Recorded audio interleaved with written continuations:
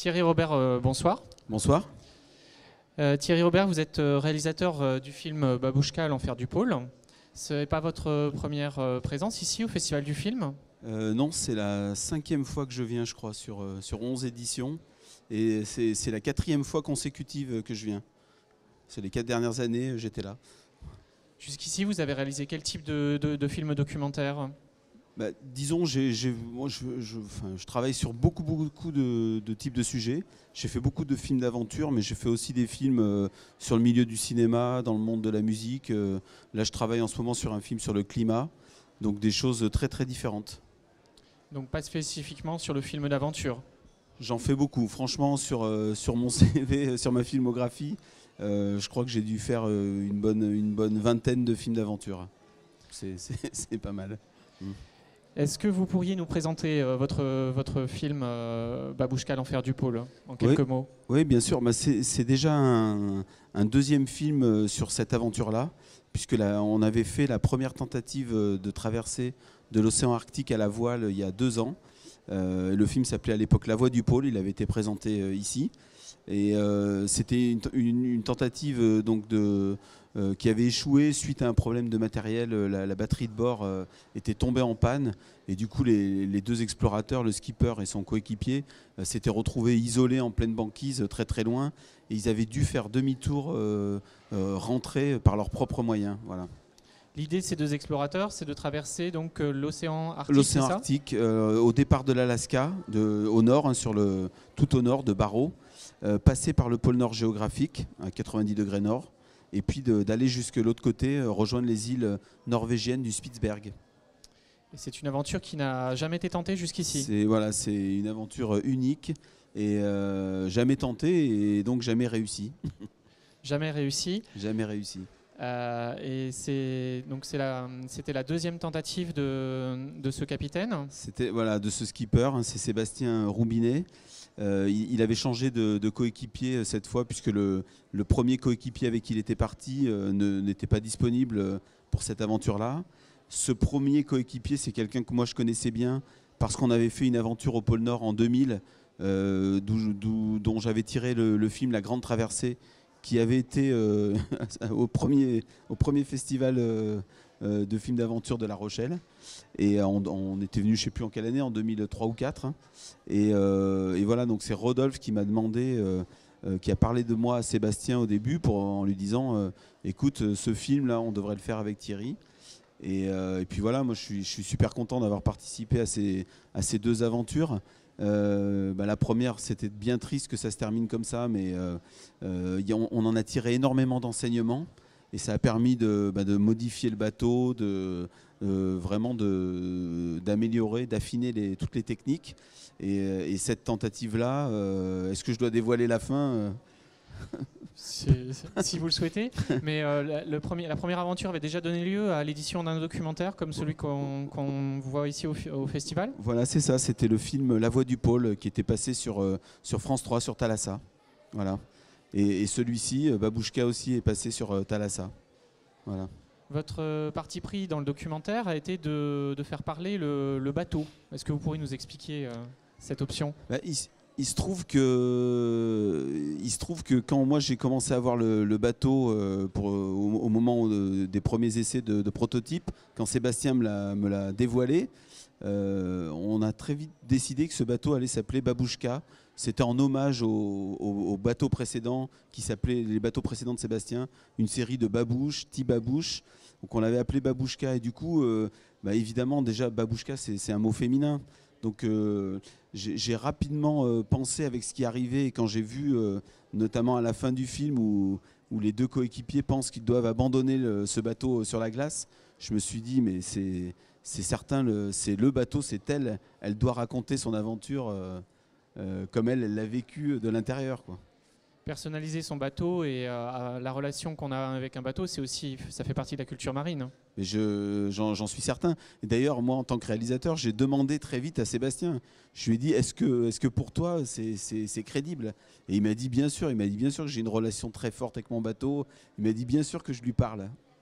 J'ai dit, si lui parle à son bateau, le bateau peut lui parler aussi, quoi. Ou peut nous parler de lui-même, de comment il vit cette histoire. Voilà. C'est un bateau qui a été très équipé techniquement, parce que dans votre documentaire, on voit beaucoup de points de vue très différents sur l'aventure. Comment ça s'est passé, la mise en place technique sur le bateau? Vous y avez participé activement, j'imagine? Bien sûr, oui, tout a été réfléchi. Alors, je laisse à Sébastien, lui, il est architecte concepteur aussi de bateau, en plus d'être skipper. Donc c'est lui qui conçoit son bateau, qui en fait ce prototype fabuleux. Mais après, toutes les questions film, lumière à bord, son, etc., évidemment qu'on les travaille tous ensemble. Quand je dis tous ensemble, c'est lui, son coéquipier et mon équipe en général, quoi. Il y avait donc de nombreuses caméras, des GoPro à bord? Voilà, il y avait. Alors en fait, que je vous explique un peu le principe. Pour faire un doc de cette qualité-là, on est obligé non seulement de leur donner de quoi faire de belles images une fois qu'ils sont partis en expédition, mais comme je l'avais dit à Sébastien, moi, mon métier de réalisateur, c'est aussi je suis aussi chef opérateur, c'est de faire de très belles images et de permettre au documentaire de lui apporter une très grosse ampleur qu'on n'aurait pas si on n'avait que le matériel que eux emportent avec eux. Et du coup, voilà, donc on avait décidé, le parti pris, c'était de mélanger ces images, et on a utilisé la montée du bateau entre Nome, qui est on va dire un peu plus au sud en Alaska, par le détroit de Bering jusqu'au point le plus au nord des États-Unis, donc qui s'appelle la ville de Barrow. Et là, le long du détroit de Bering, il y avait énormément de glace. Et pendant ce convoyage, on a engrangé beaucoup d'images de drones, de caméras, travelling, etc. Ce qui vous a permis notamment aussi de filmer des très beaux plans panoramiques du voilier sur la glace. Oui, parce que justement, je savais que quand on est sur la glace, typiquement, au contraire des montagnes, on a toujours une vue au niveau de la mer, comme si on marchait sur l'eau. On marche sur l'eau quand on est sur la glace. Donc je voulais que le film puisse prendre un petit peu de hauteur, qu'on puisse décoller, qu'on puisse montrer ça, qu'on puisse montrer ces paysages. Parce qu'en fait, je pense que quand le spectateur voit ce bateau minuscule, vu à 10, 15 ou 100 mètres de haut, et là, tout à coup, il se rend compte de ce qu'il y a devant eux. Là, on voit vraiment l'ampleur presque l'ampleur des dégâts, ce à quoi ils vont être vraiment confrontés. Sébastien, le skipper du bateau, c'est un habitué des pôles. Ah oui, puis c'est un grand marin. Il est le premier au monde à avoir réussi le passage du Nord-Ouest à la voile, donc qui est le passage au nord du Canada, entre les dernières terres et l'océan Arctique. Donc il avait fait ça je crois en 2004 ou 2005. D'ailleurs, il en avait tiré un film à l'époque qui était passé ici aussi, qui s'appelait Babouche. Et puis, c'est toujours des histoires de babouche avec lui. Et puis voilà, c'est quelqu'un il a participé, je crois, à la Mini Transat. Enfin, c'est un grand marin. C'est vraiment, il n'y a qu'à le voir manœuvrer son bateau. Moi, je l'ai vu sous toutes conditions. C'est quelqu'un d'impressionnant. Ouais. Et c'est une aventure assez extrême où il y a une mise en danger importante. Vous, en tant que producteur de ce documentaire, comment vous vivez ça à terre en suivant l'aventure de loin? Nous, disons, moi j'ai beaucoup d'expérience des films polaires. Et au final, dans ce genre d'expédition, il y en a très très peu qui arrivent au bout. Donc si vous voulez, potentiellement, que ça réussisse, c'est une possibilité. Que ça échoue, c'en est une aussi. Et à partir de là, nous, une fois que l'expédition est vraiment partie, on ne peut plus vraiment interagir avec eux, à part qu'on leur parle très régulièrement sur le téléphone satellite. Mais je veux dire, on avait ce suivi. Là, vous avez vu au début du film, pendant 10-15 jours, ils sont totalement bloqués dans des glaces énormes.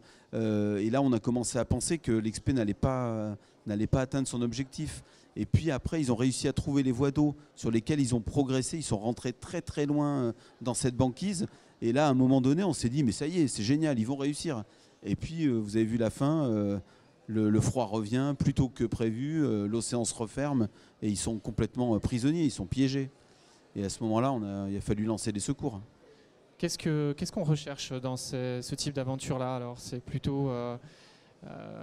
de l'héroïsme, le dépassement de soi? Non, je pense qu'il y a déjà je sais que toute notre équipe, là, on a la chance d'être allé régulièrement dans le Grand Nord ou au pôle Nord, et c'est des endroits absolument fascinants. Une fois qu'on y est allé, justement, on est allé une fois dans sa vie là-bas, on ne cherche qu'une chose, c'est y retourner. Déjà dans ce type d'aventure. Et après, d'en tirer un film comme ça, pour moi, il y a quelque chose d'exemplaire dans cette, dans cette volonté extraordinaire de Sébastien à atteindre l'objectif qu'il s'est fixé. Voilà, moi je me dis que c'est des aventures fabuleuses, exemplaires, et j'ai envie de les raconter, de témoigner de ça. Babouchka, l'enfer du pôle, on pourra le voir où et comment? Alors, ce film est passé. Ouais, voilà, il est passé sur Thalassa. Il y a une version longue qui dure 1h30, qui est passée sur TV5 Monde, et je sais qu'elle va être en rediffusion. Et je pense qu'il y a de grandes chances que ce film passe sur France 5 prochainement. Voilà. On vous tiendra au courant. Très bien. Merci à vous, Thierry Robert. C'est moi qui vous remercie. Merci.